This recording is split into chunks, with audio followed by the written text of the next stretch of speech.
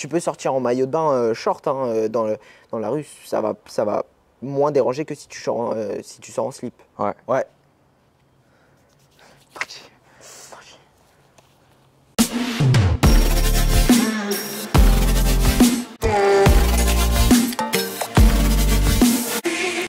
Attends, juste, c'est toi qui nous poses des questions? Ouais. Ok, c'est ça.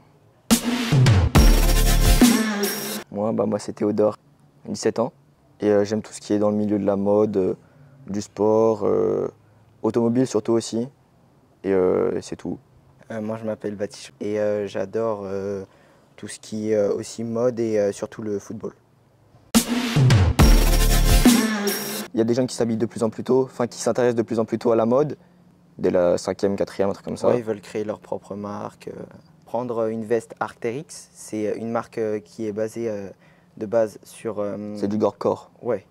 Ça veut dire qu'en gros, c'est des habits qui sont pour les températures extrêmes. Donc quand tu vas faire le Mont Blanc ou les choses comme ça.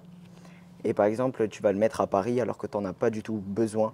Porter des maillots de foot, avant ça se faisait, mais là, tu vois des gens qui connaissent rien et c'est pas grave, hein, mais qui en portent alors qu'ils ne s'intéressent pas du tout, ils trouvent juste ça beau.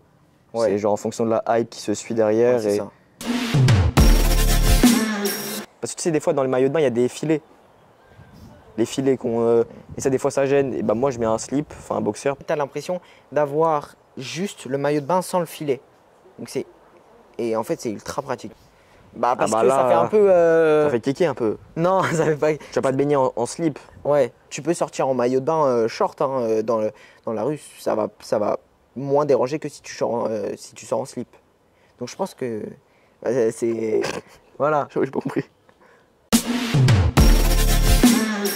Quand tu penses à Nike, tu penses directement à l'Air Force One. Tu penses pas à la paire qui vient de sortir, tu penses à l'Air Force One. Dans ma collection, j'ai des Clarks, j'ai des Birk. Enfin, c'est vraiment très varié en fait. J'ai vraiment pas des paires qui se ressemblent. Avant, j'avais beaucoup de Nike, j'avais beaucoup de Jordan. J'ai tout vendu d'un coup. Je me suis dit, ouais, j'ai envie de changer de style, tout ça. Et la preuve, ça va, j'ai un peu réussi à me démarquer du lot. Moi, ce que j'aime bien aussi dans les paires de chaussures, c'est les collabs. Il y a Drake, il a fait un partenariat avec Nike. D'ailleurs, ils en ont sorti une nouvelle là. Ouais. Je sais pas si t'as vu. De Nocta. Ouais. C'est genre, elle a 3 grosses bulles, mais vraiment 3 grosses bulles, avec une sorte de silhouette un peu en flèche. Enfin, elle est comme ça et elle remonte vers l'avant comme ça, c'est comme si c'était une flèche. Et il faut savoir porter ça, c'est original, mais... Je vais pas te dire des paires de chaussures qui ont une hype en ce moment. J'ai eu 3 paires de Jordan 3 et j'ai pu comparer avec d'autres paires de chaussures. Et niveau qualité-prix, je pense que c'est vraiment... parce que tu peux trouver des Jordan 3 qui valent très cher, mais en même temps moins. Les Jordan maintenant, c'est des paires qui sont faits... c'est pas sur mesure, enfin c'est des paires qui sont faits, je sais pas comment expliquer, mais... Ouais, en usine, on pourrait dire ça en usine. Bah, ils ont décoté, elles ont perdu de la valeur. Et c'est ça qui est dommage dans le monde, entre guillemets, de la sneakers.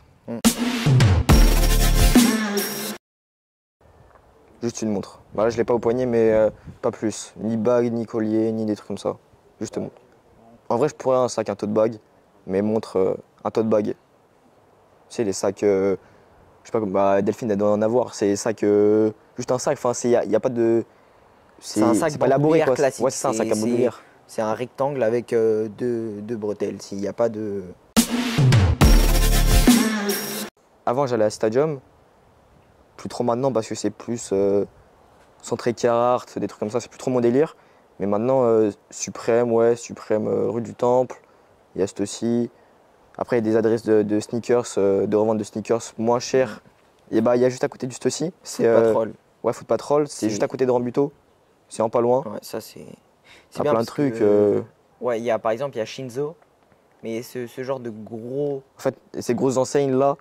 Elles gonflent les prix. Ouais, c'est ça, ils gonflent les prix pour se faire parce qu'ils veulent de la clientèle, une clientèle souvent touristique. Et aisée surtout. C'est vraiment des prix qui sont assez épicés, comme on peut dire.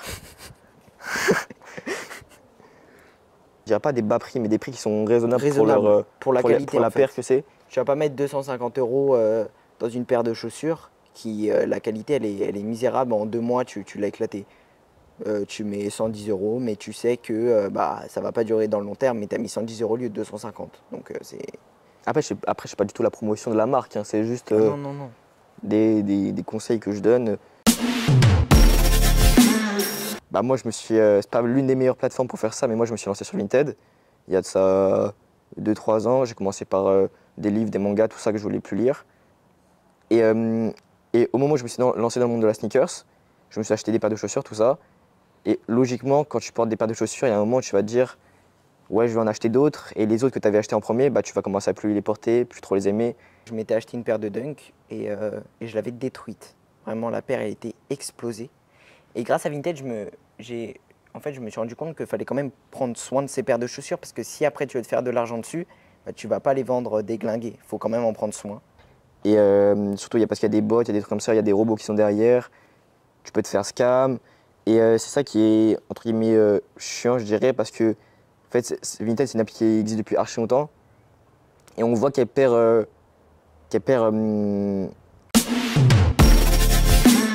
Maintenant, il y a de tout. Ça, Bah, il y a les tapers, rasés courts ici, quasiment en blanc, derrière aussi. Et tu laisses une certaine consistance, une certaine matière sur le dessus du crâne. il y a les tresses qui reviennent beaucoup et pas que sur les personnes de couleur noire, mais aussi sur les latinos, les blancs aussi. Non, mais c'est vrai. Et il y a la buzz cut, là, c'est la coupe à la militaire, donc c'est coupé très court. Et donc bah, ça donne un style aussi. Souvent, ça change totalement la personne. Tu vois, maintenant, il y a des personnes, ils vont se faire la buzz cut, ils vont se déteindre les cheveux. Et après, ils vont faire des motifs avec de la peinture, des trucs comme ça. Ouais. Je laisse pousser un peu, après je vois. Mais on va voir. Moi, si je fais un taper et voilà, il n'y a pas Peut-être me faire- d'originalité en fait. peut-être me faire une permanente. Je pourrais essayer. Une sorte de boucler les cheveux. Pas niveau curly, mais boucler les cheveux pour voir un peu ce que ça me donne. Je pense, un taper simple, passe-partout. Ça veut dire que c'est une coupe de cheveux, elle est classique, sans. Ouais, taper, c'est passe partout. Ouais.